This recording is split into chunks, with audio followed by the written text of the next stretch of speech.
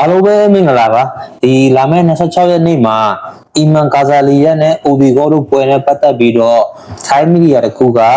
အီမန်ကာဇာလီယာကိုအင်တာဗျူးရပါတယ်အဲ့ဒီအင်တာဗျူးမှာအီမန်ကာဇာလီယာပြောသွားတဲ့စကားကိုဒါကျွန်တော်ပြန်ပြီးတော့တင်ဆက်ပေးပါမယ်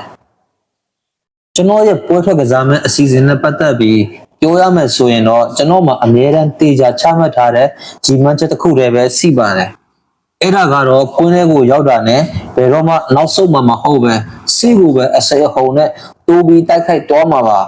ပြိုင်ဘက်ကိုကွင်းအလဲမှာတင်အလဲတို့နော့ကောင်းတဲ့ပွဲပြက်အောင်ဖြတ်ပစ်ဖို့ပဲကျွန်တော်စိတ်ထဲမှာအပြေးအဝအာရုံစိုက်ထားပါတယ်ပွဲကစားနေစဉ်အတွင်းအခွင့်အရေးတစ်ချက်ကလေးရတာနဲ့ပွဲကိုချက်ချင်းအစုံသက်ပြဖို့အစင်သစ်ပါပဲဒီပွဲမှာကျွန်တော်ရဲ့အစွမ်းစားတွေဘယ်လောက်ထိတိုးတက်လာတယ်ကျွန်တော်ဘယ်လောက်ထိအရေးချင်းစီတယ်ဆိုတာကိုလာကြည့်တဲ့ပရိသတ်တွေအားလုံးအံ့ဩသွားစေရမယ်လို့ကျွန်တော်ဘက်ကအရေးကြီးအာမခံရဲပါတယ်ပွဲကဘယ်နှချီထိသွားမလဲဆိုတဲ့အပေါ်မှာတော့ကျွန်တော်ကတော့ကွင်းထဲကိုဝင်သွားကြတဲ့က9ချီလုံးအတကုတ်ပွဲကြမ်းပြီးအမိုက်စာတိုက်ပွဲဝင်ဖို့အတွက်စိတ်သက်ပိုင်းရောခန္ဓာကိုယ်ပိုင်းမှာရောအစင်လေးပြည့်အောင်ပြင်ဆင်ထားပြီးသားပါ9ချီလုံးအကြာကြီးဆွဲသွားရမယ်ဆိုရင်လည်းကျွန်တော်ဘက်ကကြကြံခံနိုင်ဖို့အစီပါပဲဒါပေမဲ့ပွဲစပိုင်းအချီတွေမှာတင်ပြိုင်ဘက်ရဲ့အားနည်းချက်တစ်ခုခုကိုတွေးလိုက်တာနဲ့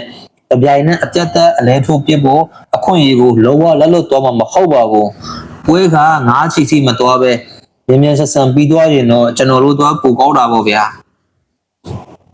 လူတွေတတိထားမိကြတယ်ကျွန်တော်ရဲ့ထူးခြားစမ်းပြပြီးကြီးရတာစုံလင်တဲ့ဒီကန်ချက်တွေရဲ့လှုပ်ဝက်ချက်ကတော့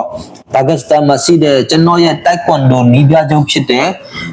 မာဂိုမက်ဒါဂါနဲ့တေဂျာစနစ်တကျလေ့ကျင့်ခဲ့လို့ဖြစ်ပါတယ်ကျွန်တော်တို့ဟာပွဲတော့ကန့်သွင်းပြီးပြင်ဆင်တဲ့အခါတခြားလေ့ကျင့်ခန်းတွေအပြင်တပတ်မှာအနည်းဆုံးတစ်ကြိမ်တို့မဟုတ်နှစ်ကြိမ်လောက်ကိုဒီလိုထူးခြားတဲ့ကန်ကွက်ကန်ချက်တွေကိုပဲအချိန်ပေးပြီးအပြင်းထန်တည်တံ့လေ့ကျင့်ဖြစ်ပါတယ်ဒါပြိုင်ဘက်ကိုအလဲထိုးဖို့ပြင်ဆင်ထားတဲ့ကျွန်တော်ရဲ့လှုပ်ဝက်လက်နက်တွေပါပဲနောက်ဆုံးအနေနဲ့မကြခင်မှာကွင်းထဲမှာထိတ်တိုက်တွေ့ရတော့မယ်ကျွန်တော်ရဲ့ပြိုင်ဘက်ဦးဒီကိုကိုပြောချင်တာကတော့ကျွန်တော်အနေနဲ့သူ့ပေါ်မှာကစားသမားတဦးအနေနဲ့တော့လေးစားမှုအပြည့်အဝရှိပါတယ်သူလည်းပဲဒီကမ္ဘာချန်ပီယံလူပွဲကြီးကိုအကောင်းဆုံးပြင်ဆင်လာလိမ့်မယ်လို့ကျွန်တော်လည်းမျှော်လင့်ပါတယ်ကျွန်တော်တို့နှစ်ယောက်စလုံးက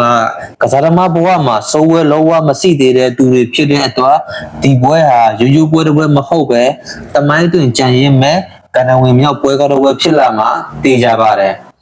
ပရိသတ်တွေတော့ရင်သက်စုမောစေရအကောင်းဆုံးတိုက်ပွဲကြီးကိုချပြပြီး flyweight ဝိဒန်ရဲ့ကမ္ဘာချန်ပီယံဆွေကပတ်ကြီးကိုအောင်နိုင်သူဖြစ်တိတ်ပိုက်ဖို့ကျွန်တော်ကတော့အစွမ်းကုန်အစင်သစ်ဖြစ်နေပါပြီ။ကိုယ်ထဲမှာတွေးကြတာပေါ့ဦးဒီကော့ဆိုပြီးအီမန်ကာဇာလီယာကပြောဆိုသွားတာဖြစ်ပါတယ်။